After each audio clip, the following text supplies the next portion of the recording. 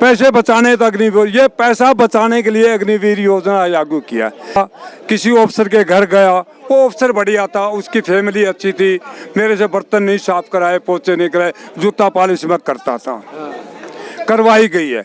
उसके बाद मेरी J&K में पोस्टिंग हुई, मुझे बैडमैन भेजा, मैं बोला मैं नहीं जाऊंगा, JCO उनका, NCO उनका, मेरी पिटाई भी हुई है। उसमें एक 15 साल के सिपाही के बराबर एक डिसेबिलिटी की रजिस्टर की, फिर 1275 हुई, तीनों कैटेगरी की 1275, फिर 3510 हुई, उसी टाइम पर विधवा की रजिस्टर की बोर्ड की हुई। 1 जुलाई 2014 से एक सिपाही की पेंशन मिलेगी उसको, क्या PF मिलेगा उसको तुम डिसेबिलिटी भी घटा दोगे तो वो तो मर गया, कुछ एक तो बॉर्डर पर मर गया बच्चा, कुछ यहाँ मर गया। तो ये चीज़ है, एक 15 साल सिपाही की। उसके बाद डिसेबिलिटी एलिमेंट जो पहले एक फिक्स था, वो बेसिक से ज़्यादा होता है। 375 थी जो 550 था, 1275 थी 1550 था, 3500 थी उस टाइम 35,000 थी। अब ये एक सिपाही की पेंशन 17,000 से ऊपर है, डिसेबिलिटी वाले की पेंशन 8,000 पे लाकर छोड़ दी, 100% पे 50%। मेरे को 4,525 रुपये डिसेबिलिटी मिलती है। इतनी डिसेबिलिटी का यदि कोई कर्नल है तो उसको 56,000, 1 लाख, 1.5 लाख, उसको 27,000 मिलते तो मेरे को 12,000 मिलते, उस रेशो से भी नहीं गिराया। तो ये कौन सा है? मतलब लेंथ ऑफ सर्विस ज़्यादा लंबी है तो ज़्यादा डिसेबिलिटी दे दो, रैंक बड़ा है तो उससे ज़्यादा डिसेबिलिटी दे दो, रैंक छोटा है तो डिसेबिलिटी घटा दो, सर्विस कम है तो डिसेबिलिटी घटा दो। 1 जुलाई 2014 के बाद डिसेबिलिटी में जो मरे हुए थे ऑलरेडी, जो डिसेबल फौज के कारण, उनको और मार दिया। और फिर डिसेबिलिटी में हेरा फेरी क्या है? आर्मी के ऑफिसर आज 48% ऑफिसर डिसेबल कैसे हैं? CAG की रिपोर्ट है। जवान 18% है, जवान तो बॉर्डर पर नौकरी करता है, उसका तो आसाम साइड में है, लद्दाख साइड में है, J&K में है, बॉर्डर पर है, वो तो उसकी तो सर्विस ही ऐसी है, वो तो 18% है। और जो यहाँ सेना भवन में बैठे हैं, मुख्यालय में बैठे हैं, वो 48% डिसेबल। और मेडिकल बोर्ड वाले तो पूछो ही मत, 58% से ज़्यादा डिसेबल है। एक जो रेशियो 1 रैंक 1 पेंशन में आया है 2.81 और 2.57 के बीच में, ये एक बहुत बड़ा मतभेद आपको नहीं लगता? देखो साहब, मैं 3 चीज़ आपको बताऊं। सारे फौजी कहते हैं पहले फौजी को 70% डिसेबिलिटी मिलती थी, सर्विस पेंशन मिलती थी। मैं 83 से जुड़ा हुआ हूँ, कोर्ट के अंदर 1 हफ्ते में दिवा दूंगा, कोई 70% डिसेबिलिटी का कागज लाकर दिखा दे। एक कोई कहता है मेजर को लेफ्टिनेंट कर्नल की, लेफ्टिनेंट कर्नल को कर्नल की पेंशन, कोई उदाहरण लाकर दिखा दो। इसको बोलते नॉलेज नहीं। 281, 257, 287 का कोई रिकॉर्ड नहीं है, किसी को नहीं दी है। किसी ने सुन लिया तो पोस्टर लगा दिया, सुन लिया तो बोल दिया, सच्चाई है। अब रक्षा मंत्रालय के प्रवक्ता से जा बात कर लो, पूरे रक्षा मंत्रालय में 83 से आज तक ढूंढ लिया, तो आन साहब है, इन्होंने भी ढूंढ लिया, एडवोकेट है, कोई कागज नहीं है।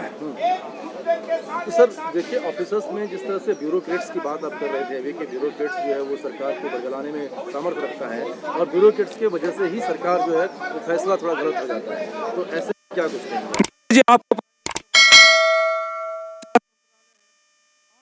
मैंने वादा किया इनको पेंशन देनी है, उसने सेक्रेटरी एक्सप्रेस वेलफेयर बोल दिया, साथ में डायरेक्टर को पेंशन लग गया, साथ में एक फाइनेंस का लग गया, साथ में आर्मी के ऑफिसर बढ़ा दिए। आज तक 1947 से किसी ब्यूरोक्रेट को सजा मिली है? इन मामलों में कोई सजा नहीं होती।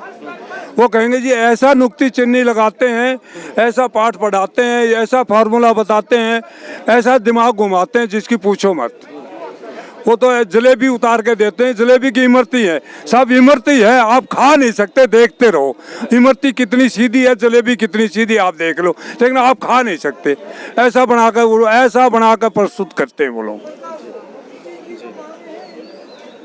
जी, और विसंगतियों के बारे में जरा बताइए कि ये MSP में, और नहीं MNS, एक जो बड़ा फैक्टर MNS को लेकर के है कि जो लोग गोली खाते हैं सरहदों पर, उसके लिए तो बढ़ा नहीं, और जो यहाँ पे ऑफिस में काम कर रहे हैं या AC कमरे में बैठे हुए हैं वो भी काम कर रहे हैं, उनको मिल रहा है। ये पॉलिसी गलत है। बॉर्डर पे एक कैप्टन साथ जाता है, एक मेजर साथ जाता है, एक सिपाही जाता है, हवलदार जाता है, बॉर्डर पे दुश्मन से लड़ता है, तो उनका रिस्क तो बराबर है, तो बराबर होनी चाहिए। इसका रैंक से कोई ताल्लुकात ही नहीं है। बॉर्डर पर लड़ाई में ऑफिसर हो, JCO, जवान हो, तो बराबर लड़ाई लड़ते हैं, तो MSP बराबर होनी चाहिए। MNS की ज़्यादा दे दी, गलत है। ये एमएनएस ये ज्यादा दे दिए गलत है, लेकिन वो फौजी वर्दी में है, इसलिए मैं नहीं कहता गलत है। लोगों ने आपको कहा गलत है, मैं कहता हूँ सबकी एक होनी चाहिए, चाहे वो कर्नल हो, चाहे ब्रिगेडियर, चाहे सिपाही हो, चाहे एनसीसी हो, चाहे एमएनएस हो। समानता का अधिकार, आर्टिकल 14-16। आप समानता का अधिकार जाओगे, मैंने फौज की वर्दी पहन ली, चाहे मैं एमएस हूँ चाहे सिपाही हूँ, समानता का अधिकार जाओ सुप्रीम कोर्ट की रूलिंग में देखोगे तो सिपाही को लेकर जनरल तक और एमएनएस से लेकर सबको एक ही एमएसपी मिलनी चाहिए। एमएसपी का रैंक से कोई ताल्लुकात नहीं है, ये ब्यूरोक्रेट ने बनाया है, यही आपके सामने पूरे बने हैं। एमएनएस तो यहाँ आर्मी हॉस्टल में बैठी है, उसको तो आप 10,500 दे रहे हो, और जो बॉर्डर पे बगैर हथियार के सिपाही, नायक, हवलदार जेसीओ लड़ता है, उसको तुम 550 दे रहे हो, तो ये गलत है। 5,500 दे रहे हो, ये तो बिल्कुल ही गलत है ना। इसे एक होनी चाहिए, एमएसपी एक होनी चाहिए, डिस्पलिटी एक होनी चाहिए सिपाही से लेकर जनरल तक, और कम से कम डिस्पलिटी का प्रावधान होना चाहिए। पहले कम से कम सर्विस पेंशन का था, वो भी हटा दिया जुलाई से इन्होंने। अरे लोग तो देते ही, इन्होंने हटाया है। तो सर ऑफिसर्स जो बैटमैन सिस्टम एक लागू होता है हर एक ऑफिसर्स को, उसमें बहुत सारी चीज़ें ऐसी निकल के सामने आई है जो कि अभी तक लोग जानते नहीं थे कि किस तरीके से जवानों को वर्दी में रखने के बाद में वो कसल काम करवाते हैं और तमाम ऐसी चीज़ें। साहब जी, आप सच्चाई सुनोगे, मैं आर्मी में सिग्नल कोर में ड्राइवर एमटी भर्ती हुआ था। सिग्नल कोर में ड्राइवर एमटी सबसे छोटा गिना जाता है, आरएम बड़ा होता है, ऑपरेटर बड़ा होता है, एएमसी में एम्बुलेंस एक्सीडेंट छोटा होता है, ऑर्डिनेंस में जीडी का सिपाही छोटा होता है, उससे बैडमैन का सिस्टम लिया जाता है, वो उसका मैं मुक्त भोगी हूँ। मैं ट्रेनिंग करके गया, किसी ऑफिसर के घर गया, वो ऑफिसर बढ़िया था, उसकी फैमिली अच्छी थी, मेरे से बर्तन नहीं साफ कराए, पोछे नहीं कराए, जूता पॉलिश में करता था, करवाई गई है। उसके बाद मेरी J&K में पोस्टिंग हुई, मुझे बैडमैन भेजा, मैं बोला मैं नहीं जाऊंगा, जेसीओ उनका, एनसीओ उनका, मेरी पिटाई भी हुई है, मेरे को थप्पड़ मारा गया है, ये पूर्व देश। उसके बाद क्या करोगे आप? क्वार्टर गार्ड में बंद कर दिया मेरे को, फील्ड पनिशमेंट दिया है, 22 ईंट भरकर पिट्ठू लगा कर धूप में मेरे को बैडमैनी में। एक कैप्टन ने दाढ़ी बना के बोलता मेरे ये ब्लेड साफ कर दे, ये जवान का काम है। मान ली सिग्नल कोर में सिग्नल सेंटर की गाड़ी पूरा कम्युनिकेशन देता, मैं ड्राइवर एमटी हूँ, सिग्नल सेंटर की गाड़ी लेकर मैं बॉर्डर पे जा रहा हूँ, मेरे को ड्राइविंग नहीं आएगी तो पूरी गाड़ी खड्डे में गिर गई, कम्युनिकेशन टूट गया, पूरी आर्मी हार जाएगी। और अब तो कुछ भी नहीं है, मेरे ज़माने में तो एक होता था। मैं कई दफ़ा, एक बार मैं हैदराबाद चला गया, कोई कमांडिंग ऑफिसर मेरा जानकार था, उसके घर में एक रसोईया, एक धोबी, 5 बैडमैन। मैं तो 3 साल पहले अम्बाड़ा से एक धरना दे के आया था, अम्बाड़ा में गए एक ब्रिगेडियर साहब के घर में 7-7 बैडमैन। ये भी नहीं है, यदि कोई अफसर रिटायरमेंट के नज़दीक है, वो अपने घर के नज़दीक पोस्टिंग कराएगा, यूनिट होती है, मकान बनाता है, कोठी बनाता है, तो जवानों से काम लेते हैं। बड़ा भारी शोषण है। अरे कोई मना करे, 2 रास्ते हैं, एक तो पागल खाने का फार्म भर देते हैं, FMA 10, ये पागल है, इसका काम में जी नहीं लगता। बीबी से गांव में झगड़ा होता, फौज में वहाँ बैठा है, झगड़ा गांव में दिखा देंगे, वो पागल है, मानसिक रोग से ग्रस्त है। इसके कई उदाहरण है, मैंने रीस्टेट कराया, पेंशन करवाई है, डिटेल चाहिए तो ये ऐसा होता है, कोर्ट मार्शल की नौबत आती है। मैं एक देता हूँ, एक सिलक राम नायक था, सीओ से अनबन होगी, हौलदार कलरक था, उसको उठा के उसको इतना टॉर्चर किया, वो पागल हो गया। पागल होने के बाद उसको क्वार्टर गार्ड में बंद कर दिया। शिवल में मर्डर करने पर नहीं होता, और वहाँ तो उसको 42 दिन की आरआई दे दी। उसको उठाकर रिकॉर्ड में भेज दिया, रिकॉर्ड बोला ऐसे नहीं भेज सकते, उसने डायरेक्ट घर भेज दिया। उसके बाद हाई कोर्ट से पेंशन करवाई उसकी वाइफ की बन। नया उदाहरण है। एक और भी है, जवान छुट्टी पर गया था, पीछे आया था, मैं रहा था, मैंने 3 बार क्वार्टर गार्ड काटा, सिर्फ जूता पॉलिश नहीं करने पर। यह प्रस्ताव बंद होनी चाहिए। एयरफोर्स में नहीं है, नेवी में नहीं है। बाकी जो लोग बोलते हैं वो भाषा मैं ना यहाँ बोल दूंगा और ना मेरे को शोभा देता, क्योंकि मैं रिटायर्ड हो चुका हूँ। सर बहुत ही संक्षेप में आप मुझे बता दीजिए, हाँ। जिस तरीके से कल इतनी सारी संख्या में, बहुत एक बड़ी संख्या में ज्ञापन सौंपा गया है सरकार को, ऐसे में सरकार की नज़र होगी अब आप लोगों की तरफ? देखिए 1947 के बाद आज तक जितने आंदोलन है, अन्ना हजारे जी का बयान तो हुआ, महेंद्र सिंह टिकैत का भी हुआ, कल का एक अद्भुत आंदोलन माना जाएगा। हिंदुस्तान के 700 से ऊपर जिलों में हर जिले के कलेक्टर को 500 से लेकर 2-2 ढाई हजार तक सैनिकों ने मेमोरेंडम दिया है। आईएएस एक रीढ़ की हड्डी होती है सेंट्रल गवर्नमेंट की, उसको मेमोरेंडम दिया, वो सारे सेंट्रल गवर्नमेंट को भेजेंगे। उसके बाद कोई ये कहता है कि हमारी नॉलेज में नहीं है। देखिए, कोई भी सरकार चलाता है उसके पास अपना तंत्र होता है, गुप्तचर संस्था होती है, आईबी वाले होते हैं, राव वाले होते हैं और संस्थाएं होते हैं। सरकार तक मैसेज 100% पहुंच सका है। अब कमजोरी क्या है सरकार की? वो 5-7 आईएएस ऑफिसर को बुला के बोलो, अरे नहीं साहब 5-7 फौजी बैठे हैं, कुछ नहीं होगा, हम संभाल लेंगे। वो गुमराह करना है। सरकार को डिसिप्लिन होना चाहिए, गुमराह नहीं होना चाहिए। चौधरी बंसीलाल हरियाणा का मुख्यमंत्री था, कोई आईएएस ऑफिसर उसको गुमराह नहीं कर सकता था, मायावती को गुमराह नहीं कर सकता था, चंपल मारती थी और प्रताप सिंह को गुमराह नहीं कर सकता। अधिकारियों में 100% की बात नहीं करूंगा, कुछ गुमराह करने वाले होते हैं निजी फायदे के लिए।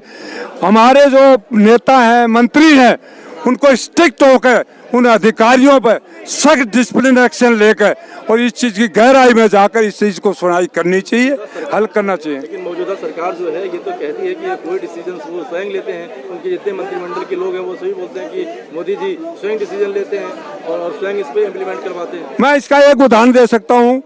मैं एनएक्ससीसी का जो भारत सरकार से रिकॉग्नाइज उस संस्था से जुड़ा हुआ हूँ। वन रैंक 1 पेंशन 14 की कमियां हमने सबसे पहले श्रीमान पानीकर जी, बहुत बड़ी आज उनको दी, सीतारमण जी बनी, उनको दी। मैंने सीतारमण जी को ये भी बताया जी ये जजमेंट है, हम कोर्ट में जाएंगे, हमारी सरकार हारेगी, हम बीजेपी के सपोर्टर हैं। बोला आप कोर्ट में बच जाओ, मैं देख लूँगा। उसके बाद अरुण जेटली जी पर्सनली मुलाकात हुई, सारे वो भी बोला हम देख लेंगे। ये क्या कारण है 2014 से आज तक किसी ने इसकी तरफ ध्यान नहीं दिया? कोई कोई तो राज है, मैं तो पॉलिटिशियन नहीं हूँ, कोई को तो राजनीतिक है। अरे किसी भी मंत्री में डिसीजन लेने की ताकत नहीं है क्या? पर किस चीज़ के मंत्री हैं? अरे सच कुछ तो देखो साहब, ये गलत हो रहा है कि सही हो रहा है? ठीक है, सोचना चाहिए। और यदि कोई भी हाई लेवल की ये मंत्रिमंडल में 5-7 मुख्य होते हैं, प्राइम मिनिस्टर, होम मिनिस्टर, रक्षा मंत्री, उनको इतना तो सोचना चाहिए देश में क्या हो रहा है। उनको एक एक चीज की जांच होनी चाहिए, एक एक चीज की पड़ताल। बढ़िया सरकार वही है जो अपना पूरे तंत्र पर ध्यान रखे, पूरी समस्याओं को देखे, पूरा देखे। वो यही सोचते हैं कुछ नहीं होगा, तो वो बहुत बड़ी गलतफहमी में है। बड़े बड़े आदमी सोच के चले गए थे, बड़े बड़े चले गए थे। इंदिरा गांधी ने भी 1975 में इमरजेंसी लगाई थी, सोचती मेरा कुछ नहीं बिगड़ेगा। 3 साल के बाद इलेक्शन हुआ था, नॉर्दर्न रीजन में 1 सीट आई थी नाथुराम मिर्जा की, वो भी अपने व्यक्तिगत कारण। लालू कहता था मैं जिंदगी में नहीं हारूंगा, वो भी हार गया था। बड़े बड़े हार जाते हैं। तो सरकार को जागना चाहिए। सरकार को कुछ भी नहीं है। एक दिन प्रधानमंत्री आधा घंटा बैठे, रक्षा मंत्री, वित्त मंत्री, अधिकारियों को बैठाए, हमें बैठाए, हम गवर्नमेंट के सारे लेटर ले जाकर हम बता देंगे यहाँ पेंशन घटाई है, ये डिसेबिलिटी के साथ अन्याय किया है, ये विधवा के साथ अन्याय किया है, ये रजिस्टर के साथ किया है, यहाँ पैसा लौटाया, यहाँ नहीं दिया। आधे घंटे में बता देंगे, वो फैसला करेंगे, मैं मंजूर है। या कोई 2 जज बैठा दे रिटायर्ड सुप्रीम कोर्ट, 2 घंटा मीटिंग बढ़ा दे, दूध का दूध, पानी का पानी। हमारे भी पैसे लगेंगे, सरकार का भी पैसा सरकार करोड़ों रुपए कोर्ट में देती है। हम मुकदमा लगाऊंगा, आज मेरी 76 उम्र है, हम मुकदमा जाएंगे, आधे मर जाएंगे, आधों को बेनिफिट मिलेगा। मुकदमा तो जीतेंगे लेकिन आधों को ही मिलेगा, 15 साल लगेंगे। मैं लड़ा हूँ मुकदमा, एक नहीं कई लड़ा हूँ, सुप्रीम कोर्ट तक गया हूँ, हमारी संस्था गई है। तो सर क्या माना जाए 2024 में जिस तरीके से अभी ये माहौल बन रहा है, यहाँ पे पूर्व सैनिकों का माहौल बन रहा है, और यदि इस पे सरकार कार्रवाई नहीं करती है तो क्या 2024 में इसका परिणाम उल्टा होगा? ये तो साहब देश की रक्षा की पेंशन का सवाल है। हिमाचल में कांग्रेस ने एक चीज कही थी, पुरानी पेंशन देंगे, उसका नतीजा देख लिया। बीजेपी आते आते लुढ़क गिर, वहां पर कांग्रेस आ गई। इसका असर होगा, फिर सरकार की आंख खुलेगी, बहुत जबरदस्त खुलेगी। जब खुलेगी जब सब कुछ लुट जाएगा उनका। अभी देख लेना आप, मई का इलेक्शन में कर्नाटक में देख लेना, इसका असर वहां भी मिलेगा। केरल में तो हमने देख लिया कि जो एक रैली होनी थी राजनाथ सिंह की, हाँ उनकी वो रैली रद्द होगी। ये यही असर है कर्नाटका के इलेक्शन में, देख लेना। और इस चीज़ को समाधान नहीं किया। हर देखिए, मेरे घर में एक कमाता हूँ, मेरे घर में 10 आदमी हैं, मेरी पेंशन पर पढ़ते हैं, तो अब हिसाब लगा लो। इसका असर 2014 में पड़े, ये 2024 में पड़ेगा, और मैं नहीं चाहता ये असर पड़े। मैं चाहता हूँ यही सरकार रहे, देश के लिए बहुत बढ़िया सरकार है। लेकिन इस सरकार में मैं कहूँगा, मैं 70% नंबर सरकार को देता हूँ, लेकिन सरकार का गुप्तचर ध्यान नहीं है, फौजियों की विधवाओं की तरफ ध्यान नहीं है, जो जख्मी हो गए उनकी तरफ ध्यान नहीं है। रेलवे के अंदर अब हवाई जहाज सारी प्राइवेट है ना, एयरलाइंस, वहाँ तो 50% दे दिया। अरे रेल आपकी अपनी है, इसमें 50% क्यों नहीं दिया? बूढ़ों को मिलता आ रहा था। सामाजिक कल्याण की कुछ बातें होती, उसकी तरफ सरकार को ध्यान देना चाहिए, खाली धन इकट्ठा नहीं करना चाहिए। इन्होंने धन इकट्ठा किया, रेल लाइन बिछाई, बहुत बढ़िया किया, सड़कें बिछाई, बढ़िया किया, रोडों का जाल बिछाया, सारी जो मेडिकल कॉलेज खोले, ये बढ़ गया। लेकिन किसी के घर में दाना नहीं है, कोई शाम को भूखा मर रहा है। फौजी की विधवा, जो देश के अंदर जिसका आदमी शहीद हो गया, उसकी विधवा की पेंशन आधी होगी, वो उसका तरफ भी तो ध्यान देना चाहिए। बढ़िया सरकार, कल्याणकारी सरकार, सामाजिक कल्याण मंत्रालय सरकार, ये पढ़ाया जाता है सरकार कौन सी घटिया है, कौन सी बढ़िया है। तो उस इतिहास को पढ़कर ये कोई बड़ी बात नहीं है, इनको बुलाए, इसकी चीज को समझे, एक दिन में इनका समाधान कर सकते हैं, इनको समाधान करना चाहिए। सर, इन तमाम अटकलों के बीच आप मुझे ये बताइए कि अग्निवीर जो सरकार योजना लाई है और उसमें तमाम ऐसे युवा लोग भर्ती हो रहे हैं उसमें, ये जानते हुए कि हमारा भविष्य क्या होने वाला है, और कुछ सरकार ने ये भी बताया था कि 25% जो उसके सेलेक्टिव लोग होंगे उनको परमानेंट भी कर दिया जाएगा आगे के लिए। बाकी जो 75% लोग होंगे उनका क्या, ये बताइए। देखो, मैं इस टोटल अग्निवीर के खिलाफ हूँ। यहाँ मंत्रिमंडल में आपको पता है ना, ब्यूरोक्रेट ने गायब दे दिया, सब रक्षा बजट पर इतने खरब रुपये हैं, पैसे बचाने तो अग्निवीर, ये पैसा बचाने के लिए अग्निवीर योजना लागू किया। भारत सरकार का एनडीए है पूना में, एनडीए में जो अफसर बनाते हैं उसको 4 साल लगते हैं, 4 साल की ट्रेनिंग होती है। आपकी खुद के डिपार्टमेंट में एक में ऑफिसर बनाने के लिए आप 4 साल लगाते हैं, यहाँ को 4 साल में आप सिपाही को रिटायर ही कर रहे हो। ट्रेन सोल्जर 5 साल में बढ़ता है, पहले बेसिक ट्रेनिंग करता है, उसके बाद उसका ट्रेड वाइज टेक्निकल ट्रेनिंग करता है, 3 साल एक्सरसाइज करता है, अब 4 साल में कर दे तो सोल्जर 5 साल में आता है। ये दिमाग गवर्नमेंट को बहुत बड़ी गलतफहमी है। और फिर मैं रिटायरमेंट के नज़दीक हूँ, मेरी कोई गारंटी नहीं, पेंशन की नहीं है, मेडिकल की नहीं है, सीएटी कैंटीन की नहीं है। मैं सोचूंगा कहीं से लूटूं, भ्रष्टाचार भी जाएगा, उसकी राष्ट्रीय भावना नहीं रहेगी। 248 पब्लिक सेक्टर है, नौकरी किसको मिलती है आज तक? किसी को नहीं। स्टेट गवर्नमेंट में पुलिस की इतनी है, हरियाणा में अलग है, राजस्थान में अलग है, बिहार में नहीं है, बाकी जगह है। बीएसएफ में 10%, सीआईएसएफ में 10%। इम्प्लीमेंटेशन कहाँ है? SC/ST की तरह कंपलसरी तो नहीं है ना। जब जिस तरीके से उनकी ट्रेनिंग भी 4 साल 5 साल में पूरी नहीं हो पा रही है, तो क्या उसके भरोसे देश बैठ पाएगा? देश का इतना बड़ा नुकसान होगा, देश के हित में नहीं है, देश के लिए बहुत बुरी चीज़ है।